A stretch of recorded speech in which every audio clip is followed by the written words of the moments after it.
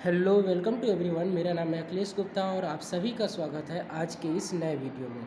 आज की इस क्लास में हम हिंदी वर्णिका का चैप्टर नंबर 1 दही वाली मंगमा के बारे में पढ़ने वाले हैं और इससे संबंधित सभी ऑब्जेक्टिव प्रश्नों को सॉल्व करने का प्रयास करेंगे। दही वाली मंगमा एक कन्नड़ भाषा की कहानी है जिसके लेखक श्रीनिवास जी है और जिनका पूरा नाम मास्ती वेंकटस अयंगार है, जिनका जन्म 6 जून 1891 ईस्वी को कर्नाटक के कोलार में हुआ था। और ये कन्नड़ भाषा जो दही वाली मंगमा है वो कन्नड़ भाषा की कहानी है जिसका हिंदी अनुवादन B.R. नारायण ने किया है। 1968 ईस्वी में सन्ना कथेगलु नामक पुस्तक पर श्रीनिवास जी को साहित्य पुरस्कार प्राप्त हुआ था। दही वाली मंगमा में जो मुख्य पात्र है वो मंगमा है और मंगमा की एक बहू है जिनका नाम नगजम्बा है, उनकी एक पोता है और एक बेटा है। सबसे पहले मंगमा एक औलूर के वेंकटेश नाम की गांव से रहने वाली थी और वह प्रतिदिन अपने घर से 3 किलोमीटर दूर जाकर बेंगलुरु में दही बेचने का काम करती थी। वह लेखक की माँ जी के पास जाती थी और दही बेचने एवं आते एवं जाते समय वार्तालाप करती थी। वह कभी कभार पान सुपारी भी खाती थी। एक दिन दही वाली मंगमा का मुख्य पात्र मंगमा अपने घर जाती है और उनकी बहू नगजम्बा बिना किसी बात के अपने बेटे को पीटती है। तभी मंगमा ये बोलती है कि मेरे पोते को बिना बात के क्यों पीट रही है, और मंगमा ये भी बोलती है क्यों रे राक्षसी,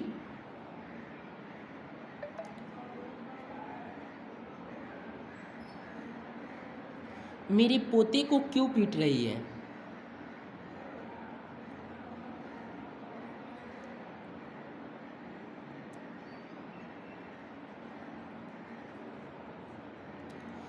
तभी उसकी बहू नगजम्बा बोलती है कि मेरा बेटा है, मैं इसके साथ कुछ भी करूं।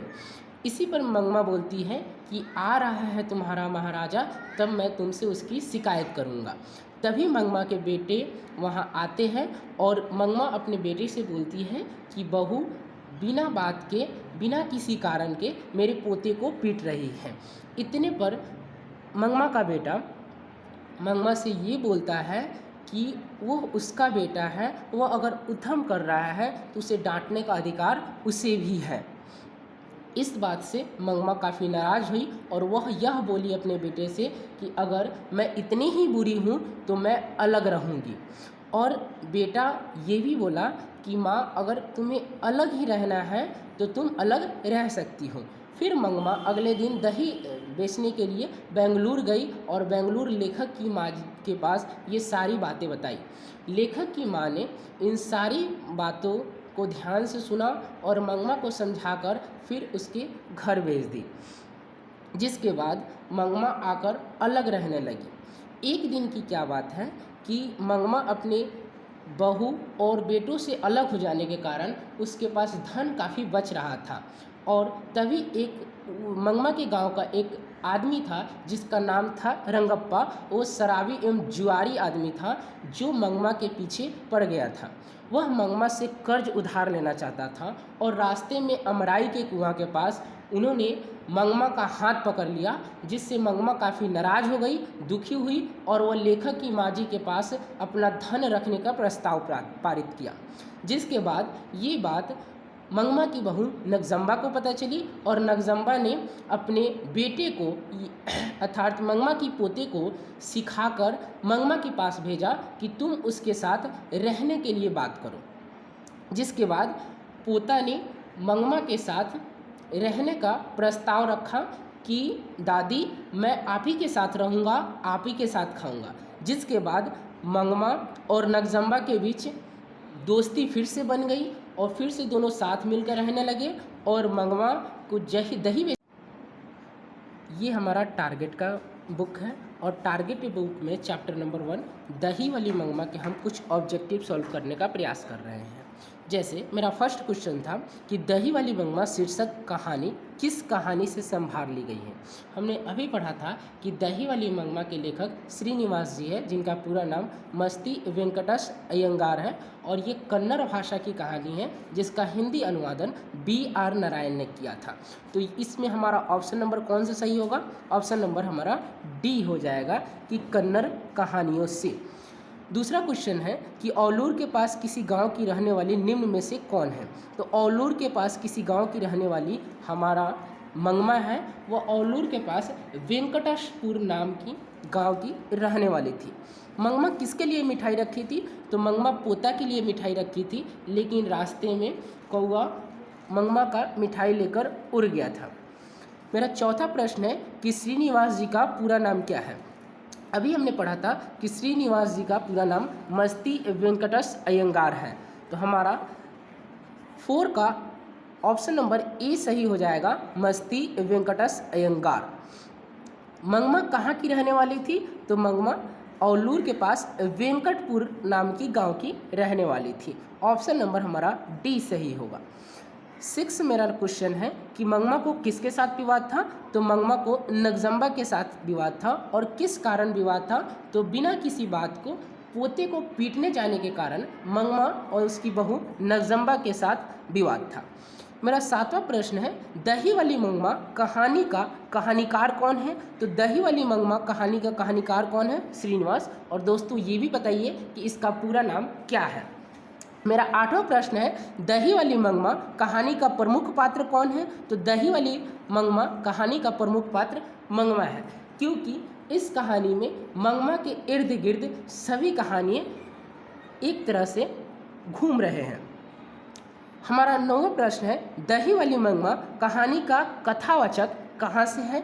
तो दही वाली मंगमा कहानी का कथावाचक श्रीनिवास जी है, जो कहाँ से है जी? बेंगलुरु से है। मेरा 10वां प्रश्न है कि दही वाली मंगमा की कहानी किसे संदेश देती है? तो दही वाली मंगमा की कहानी बहुओं को संदेश देती है। 11वां सबसे इजी प्रश्न है कि मंगमा क्या बेचती थी? तो मंगमा दही बेचती थी। मंगमा के गांव का नाम क्या था? तो मंगमा के गांव का नाम वेंकटपुर था। मंगमा क्या खाती थी? मंगमा पान सुपारी खाती थी। मंगमा ने बेटे से अलग होने को कहा। कब कहा? आज से कहा, आज यानी दोपहर से कहा, शाम से कहा, रात से कहा या सुबह से कहा। तो इसका राइट आंसर क्या हो जाएगा? तो इसका राइट आंसर हो जाएगा ऑप्शन नंबर ए, दोपहर से कहा। ठीक है। मंगमा किस कपड़े की ब्लाउज पहनना चाहती थी? तो मंगमा मखमल की ब्लाउज पहनना चाहती थी। और ये भी बता दूं कि कहानी में ये वर्णन किया गया है कि मंगमा मखमल की ब्लाउज पहनना चाहती थी और उसकी कीमत 7 से 8 रुपए की थी। रंगप्पा कहाँ की रहने वाला था? तो रंगप्पा मंगमा के गांव का रहने वाला था और मंगमा के गांव का नाम क्या था? वेंकटपुर था। रंगप्पा मंगमा से कहाँ मिलता था? तो रंगप्पा मंगमा से कुआं के पास मिलता था। और कुआं के पास कहाँ? अमराई का कुआं पड़ता था, वही मिलता था। मेरा 18वां प्रश्न है कि रंगप्पा था कैसा व्यक्ति था? तो अभी हमने पढ़ा था कहानी में कि वह कैसा व्यक्ति था? शराबी एवं जुआरी आदमी था, जुआरी व्यक्ति था। मेरा 19वां प्रश्न है कि लेखक ने कहानी में मगरमच्छ की उपमा किसको दिया है? तो मगरमच्छ की उपमा बहू को दिया है। क्यों दिया है? कि बहू बहुत ही एक तरह से चालाक थी, क्योंकि जब उसे पता चला कि मंगमा के पास बहुत सारा धन हो गया है तो वो फिर से मंगमा के साथ रहने लगी। मेरा 20वां प्रश्न है कि मंगमा अपना पैसा कहाँ रखना चाहती थी? तो माँ-जी के पास रखना चाहती थी। जो लेखक की माँ है उसे मंगमा माँ-जी कहकर बुलाती थी। इसलिए आपसे अगर प्रश्न आया जाए कि मंगमा अपना पैसा कहाँ रखना चाहती थी, तो ऑप्शन नंबर हमारा बी सही होगा कि माँ-जी के पास रखना चाहती थी। श्रीनिवास जी का जन्म कब हुआ? तो श्रीनिवास जी का जन्म 6 जून 1891 ईस्वी को हुआ था। और कहाँ हुआ था? कर्नाटक के कोलार में हुआ था। मंगमा से कौन कर्ज मांग रहा था? तो मंगमा से रंगप्पा कर्ज मांग रहा था। और रंगप्पा एक शराबी जुआरी आदमी था जो मंगमा को हमेशा धन के लिए परेशान करता था। मंगमा की बहू का नाम क्या था? तो मंगमा की बहू का नाम नगजम्बा था। और सास बहू में झगड़ा क्यों हुआ था? तो अभी हमने पढ़ा था कि पोते को पीटे जाने के कारण सास बहू के बीच झगड़ा हुआ था, यानी मंगमा और नगजम्बा के बीच झगड़ा हुआ था। तो ऑप्शन नंबर हमारा ए सही होगा कि बच्चे को पीटने के लिए मंगमा और उसकी बहू नगजम्बा के बीच विवाद हुआ था।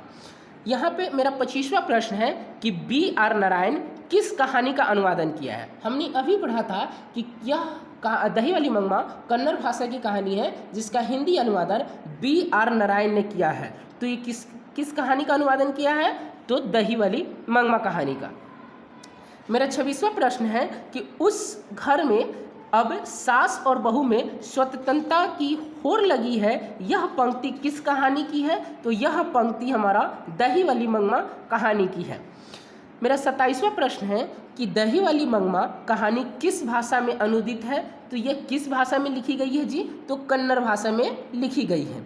अमराई का कुआं कहाँ है? तो अमराई का कुआं रास्ते में है। अमराई का कुआं कहाँ है जी? रास्ते में पड़ता था। मंगमा को किसके साथ विवाद था, यानी किससे विवाद था? तो ऑप्शन नंबर हमारा बी राइट हो जाएगा कि मंगमा को बहू के साथ विवाद था। और बहू का नाम क्या था? तो बहू का नाम नगजम्बा था। मेरा 30वां प्रश्न है कि नगजम्बा मंगमा की कौन थी? तो नगजम्बा मंगमा की बहू थी। नगजम्बा मंगमा की बहू थी। और एक प्रश्न का सवाल का जवाब आप भी दीजिएगा कि मंगमा नगजम्बा की क्या लगती थी। मेरा 31वां प्रश्न है, क्यों रे राक्षसी इस छोटे से बच्चे को क्यों पीट रही है, यह किसने कहा था? तो यह सवाल जो है ये जो है किसने कहा था? मंगमा ने कहा था। अभी हमने कहानी में पढ़ा था कि मंगमा पोती को बिना कारण बहू के द्वारा पीटे जाने से वह बोलती है कि क्यों रे राक्षसी इस छोटे से बच्चे को क्यों पीट रही है।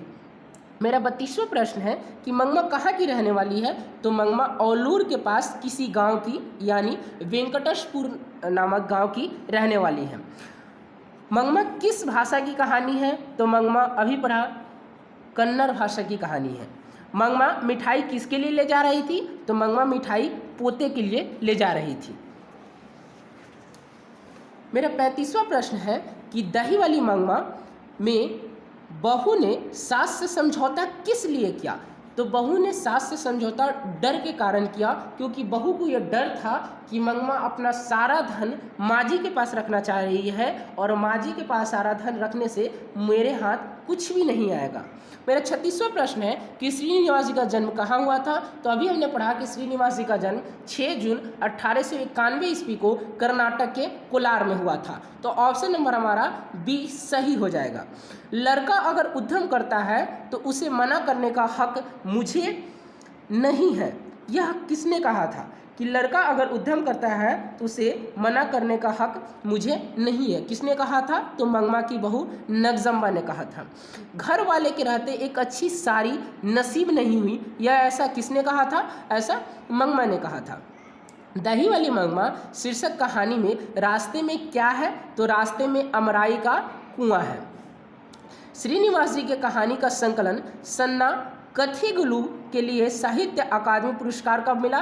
तो हमने अभी पढ़ा था 1968 ईस्वी में सन्ना कथेगुलू पर श्रीनिवास जी को साहित्य अकादमी पुरस्कार मिला हुआ था। बारी का अर्थ क्या होता है? तो बारी का अर्थ होता है रोज आकर दही देना और महीने के बाद पैसा ले जाना, यानी प्रतिदिन दही देना और महीने के अंत में पैसा को ले लेना। सोने जैसा बेटा पैदा किया है, ऐसा किसने कहा था? तो ऐसा मंगमा ने कहा था। शाम को एक बढ़िया साड़ी पहन कर रहना चाहिए, ऐसा किसने कहा था? तो ऐसा मंगमा ने कहा था। मंगमा का मिठाई लेकर कौन भाग गया था? तो अभी हमने पढ़ा कि मंगमा का मिठाई लेकर कौवा भाग गया था। और ये सवाल का जवाब दीजिए कि मंगमा मिठाई किसके लिए लेकर आई थी? तो मंगमा मिठाई पोते के लिए लेकर आई थी। इस वीडियो के अंत में मैं आप सभी से एक सवाल करना चाह रहा हूँ कि मखमल का ब्लाउज़ कितने रुपए लगते थे, अर्थात मखमल के ब्लाउज़ का दाम कितना रुपए था। और आप लोग अभी तक इस वीडियो पर बने हुए हैं तो इस चैनल को सब्सक्राइब, वीडियो को लाइक एंड कमेंट और शेयर ज़रूर कीजिएगा, ताकि आने वाले समय में आप सभी को और आपके दोस्तों को ये बेनिफिट हो। धन्यवाद। Thank you so much.